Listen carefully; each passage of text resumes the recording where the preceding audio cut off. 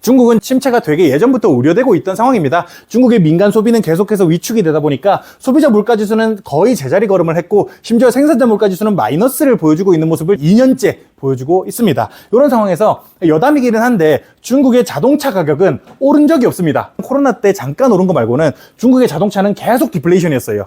그러니까 이것도 이제 중국의 디플레이션이 심각하다 이런 얘기를 하기보다는 우리가 디플레이션의 대표적인 케이스를 비교하자면 우리나라 PC 시장, 우리나라뿐만 아니라 전 세계죠. 전 세계 PC 시장이 제가 초등학교 4학년 때인가 이제 친구 집에 갔는데 걔가 윈도우즈 95를 쓰는 진짜 엄청 돈 많은 집의 애였어요. 그때 당시에 그 컴퓨터가 300만 원인가 했다 그랬었거든요. 어마어마한 돈이죠. 그때 당시면 더더욱. 근데 그 돈을 주고 윈도우즈 95를 사서 썼는데 지금 그 컴퓨터 돈 받고 갖고 올 수 있는 정도죠. 물론 유물적 가치는 볼 수는 있겠지만 지금 이제 5, 60만 원만 해도 웬만한 게임 다 돌아갈 수 있는 컴퓨터를 살 수가 있을 정도로 컴퓨터 시장은 디플레이션이 엄청 심한 이슈가 있었잖아요. 결국 그거는 혁신이 디플레이션을 만듭니다.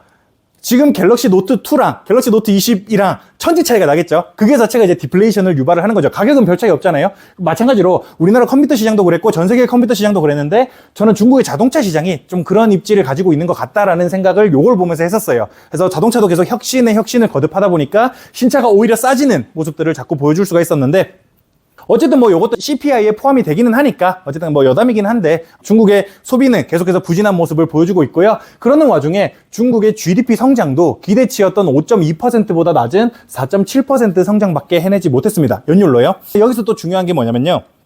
중국은 부채 비율이 300%인 나라예요. 10년물 국채 이자율이 2% 정도 되거든요. 300%의 부채에 대해서 이자율이 2%면 GDP 대비해서는 이자가 6% 늘어나는 거잖아요. 2%면 3배를 해야 되니까 6% 늘어나는 건데 일반적으로 국가의 부채는 갚는 게 아니라 녹이는 겁니다. 부채를 갚아서 절대적인 액수를 줄이는 게 아니라 GDP를 상승시키면 상대적으로 부채 비율이 떨어지는 거예요. 이게 이제 국가가 부채를 컨트롤하는 방법인 건데 부채를 녹이기 위해서는 중국이 산술적으로만 따져봐도 6%의 성장을 해야 되는 거죠. 그리고 그런 것들을 종합적으로 봤을 때 경제 전문가들이 중국은 5% 이상 성장을 해야 돼요 라고 얘기하는 것 자체가 거기서 오는 겁니다. 부채를 녹이기 위해서 고도의 성장을 해줘야 되는 게 신흥국의 특징이에요. 애초에 신흥국이 처음 성장하기 위해서는 부채를 늘리고 시작을 하는 게 일반적이니까 그래서 신흥국은 많이 성장을 해야 됩니다. 근데 문제는 그만큼 성장을 못했다는 게 문제가 되고 있는 거죠. 그러는 환경 속에서 기준금리를 낮췄다는 거, 여기서 이제 유동성을 공급하겠다라고 얘기를 하는 거에 대해서 이제 조금 이제 얘기를 드려야 되는데 중국의 기준금리라고 할 수 있는 게 1년물 LPR 금리거든요. 론 프라임 레이트라고 해서 제일 신용도가 좋은 대출을 인민한테 내주는 1년짜리 대출이에요. 1년짜리 대출이 3.35%인데 문제는 중국이 발행하는 10년물 채권금리가 2%밖에 안 된다는 겁니다.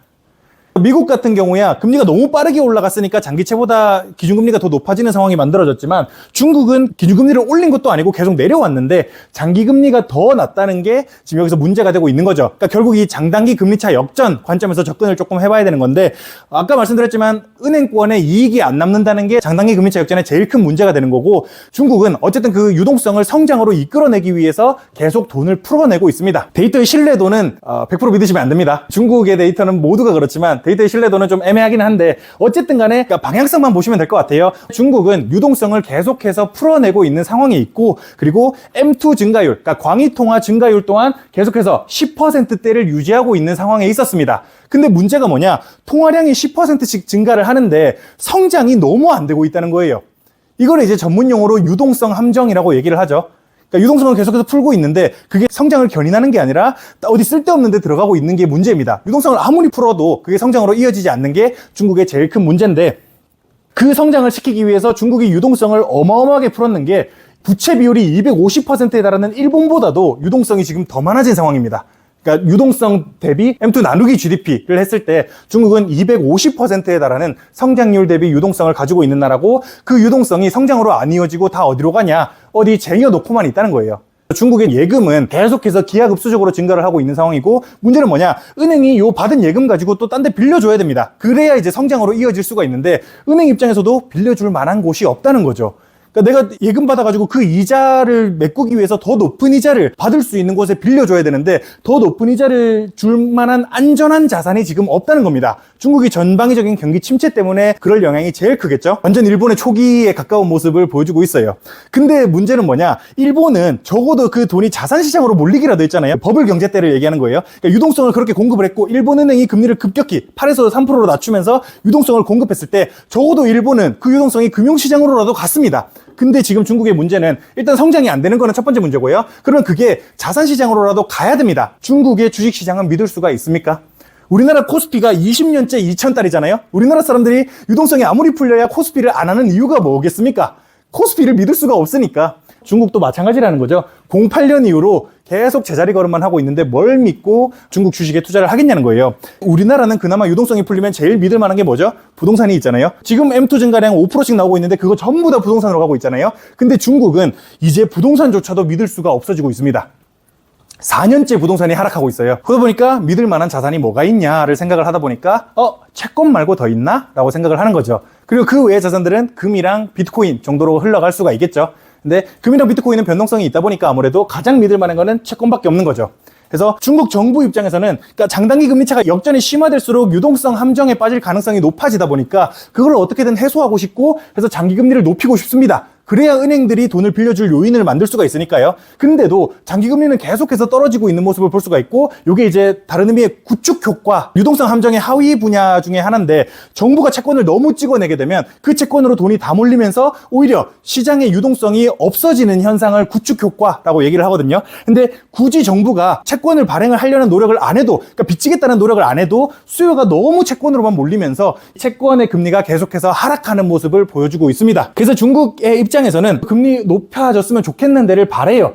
인민들한테도 계속 경고를 하고 있습니다. 금리 올라가면 너네 손해야. 너무 채권으로 자금 몰지 마라는 경고를 하고 있음에도 불구하고 인민들은 그거에 대해서 별로 개의치 않아 하는 모습을 보여주고 있다는 게 작금의 중국의 현실인 거죠. 물론 매우 국소적인 분야, 그러니까 신재생 에너지라거나 제가 중국의 진짜 굴기에서 말씀드렸던 그 분야들은 성장을 하고 있지만 그 외에 다른 분야는 전부 다 죽어나가고 있는 모습을 보실 수가 있겠습니다.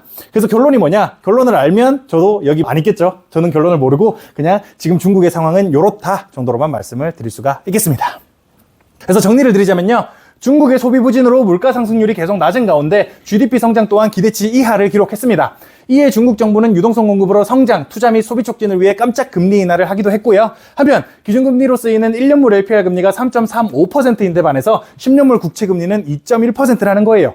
정부는 성장을 위해 금리 인하 및 유동성 공급을 지속하고 있고 M2 통화량 자체는 계속해서 증가하고 있으나 그 통화량이 시장의 성장으로 이어지지 않는 유동성 함정에 빠져 있는 상태입니다. 유동성이 흘러갈 곳은 결국 자산시장밖에 없는데 그러나 주식시장도 부동산 시장도 중국에서는 믿을 수 없는 상황이고 공급된 유동성은 대부분 안전자산인 채권시장으로 몰릴 수밖에 없고 금리는 지속적으로 하락하는 모습을 볼 수가 있는 거죠. 중국 정부는 이 상황을 우려해서 채권금리 상승을 유도하고는 있으나 시장의 반응은 계속해서 글쎄인 모습을 보여주고 있습니다.